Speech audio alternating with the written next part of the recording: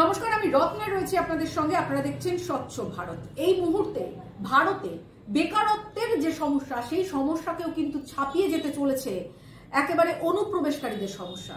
যে অনুপ্রবেশকারীরা ভারতে অবাধে ঢুকতে পারছে এবং এখানে তারা ঢুকে বসতি স্থাপন করছে, তারা ভোটার কার্ড করে নিচ্ছে, আধার কার্ড করে নিচ্ছে, রেশন কার্ড করে নিচ্ছে এবং ভোটার লিস্টে পর্যন্ত নাম তুলে নিচ্ছে। তাদের যে রাজনৈতিক দলগুলো তাদেরকে সহায়তা করছে নিজেদের ভোট ব্যাংক বাড়ানোর জন্য, সেই রাজনৈতিক দলগুলো নিজেদের ভবিষ্যৎ না দেখে সকলের ভবিষ্যৎ কিন্তু এভাবেই অন্ধকারে ঠেলে দিচ্ছে।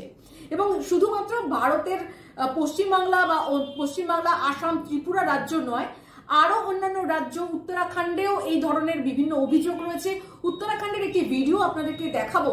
সেই ভিডিওতে কিভাবে উত্তরাখণ্ডে এই বাংলাদেশি অনুপ্রবেশকারীরা এসে উত্তরাখণ্ডকে দখল করছে, তারা সেখানে তাদের মসজিদ বানাচ্ছে, তারা সেখানে নামাজ পড়ছে, সেখানকার পুরো ডায়াগ্রামটাকে চেঞ্জ করে দিচ্ছে, ব্যবসার জায়গাতে পুরোটাই দখলদারি করছে এবং সমস্তটাই কিন্তু অনুপ্রবেশকারীরা। রাষ্ট্রবাদী মুসলিমের থেকে অনুপ্রবেশকারী মুসলিমদের সংখ্যা দিনে দিনে বাড়তেই চলেছে। এবং এখানে দাঁড়িয়ে বিজেপির বর্ষিয়ান নেতা তথাগত রায় তিনি পর্যন্ত তার টুইটে এই একটা যে বিপদের আশঙ্কা, সেই বিপদের আশঙ্কা তিনি ব্যক্ত করেছেন। তিনি বলেছেন যে যেভাবে যে গতিতে এগোচ্ছে দেশ, তাতে কিন্তু আগামী 20 বছরের মধ্যে বাংলা একটি সংখ্যালঘু অধ্যুষিত রাজ্যে পরিণত হতে চলেছে এবং আগামী 30 বছরের মধ্যে বাংলা ও উত্তর পূর্বের রাজ্যগুলি ইসলামিক বাংলাদেশের অন্তর্ভুক্ত হতে চলেছে। এমনটা তিনি কিন্তু সন্দেহ প্রকাশ করছেন না, তিনি এটাকে একেবারে জোর দিয়ে বলছেন যে এটাই কিন্তু ভবিষ্যৎ হচ্ছে ভারতের। এবং যেখানে আমরা জানি যে ভারতকে ইসলামের জন্য পুনরুদ্ধার করার যে একটা প্রয়াস, যে স্বপ্ন নিয়ে এভাবে ভারতের মধ্যে তারা ঢুকছে এবং ঢুকে শুধু ভারতের মধ্যে নয়, ঢুকে তাদের বসতি নয়, তারা বিভিন্ন রকম ভাবে কিন্তু ভারতের যে ডায়াগ্রাম, যে সংস্কৃতি, সবটাকেই কিন্তু নষ্ট করছে। তার মধ্যে লাভ জিহাদ রয়েছে, তার মধ্যে সন্ত্রাসবাদী কার্যকলাপ রয়েছে, হামলা রয়েছে, আরো অনেক কিছু রয়েছে। সমস্ত কিছু সবটাকে নিয়ে যেভাবে ভারতের শান্তি শৃঙ্খলা নষ্ট করার একটা চেষ্টা চলছে এবং সর্বোপরি এই যে রাষ্ট্রবাদী মুসলিম যারা ভারতের অরিজিনাল, যারা ভারতেরই নাগরিক, তাদের মধ্যে মিলে গিয়ে পুরো বিষয়টাকে একেবারে গুলিয়ে দেওয়ার চেষ্টা করছে এবং সুকৌশলে সেটা গুলিয়ে দেওয়ার চেষ্টা করছে যাতে পৃথক করা না যায় কোনটা রাষ্ট্রবাদী মুসলিম, কোনটা ভারতের আসল নাগরিক এবং কোনগুলো অনুপ্রবেশকারী।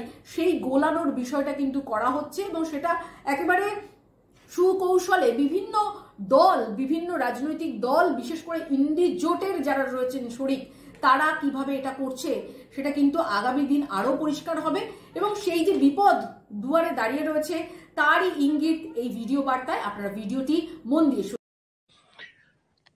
उत्तराखंड से मैं आता हूं। उत्तराखंड की स्थिति यह है कि उत्तराखंड का जीवन 5 साल, ये ज्यादा से ज्यादा 10 साल का है, वो कश्मीर बनेगा, इसको कोई रोक नहीं सकता। उसके लिए मैं आपको ये बताता हूं कि बद्रीनाथ में, केदारनाथ में मस्जिद बन गई है, इबादतगाह बन गई है, वहां पे नमाज अदा होनी शुरू हो गई है।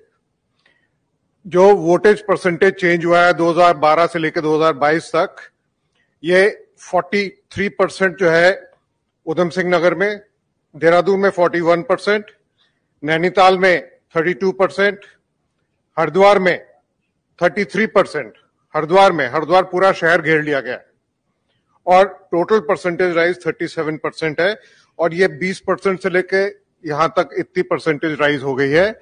और पूरे पहाड़ में, पूरे देहरादून में जितना भी फल और सब्जी का बिजनेस है, ये 90% बिजनेस हमारे शांति दूतों के पास है।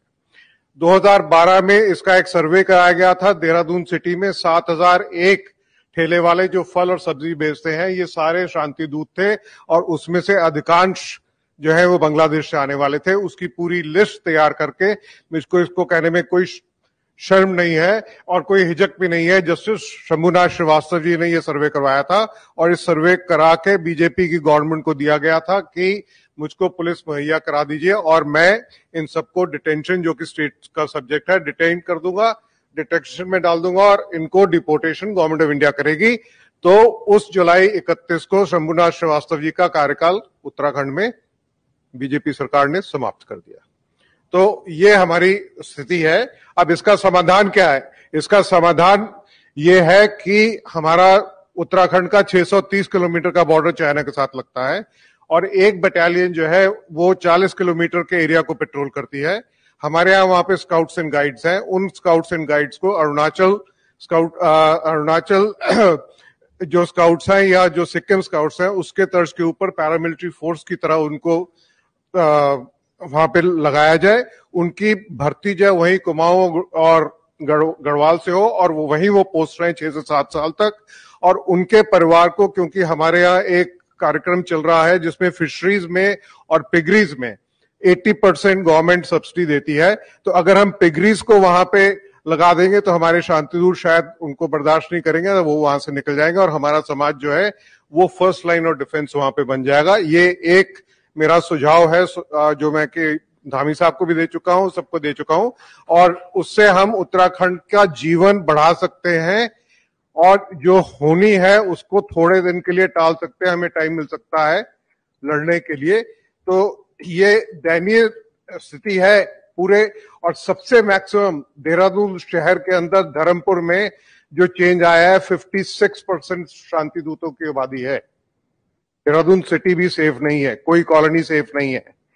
देहरादून में क्या आप कर सकते हैं उसका सोल्यूशन?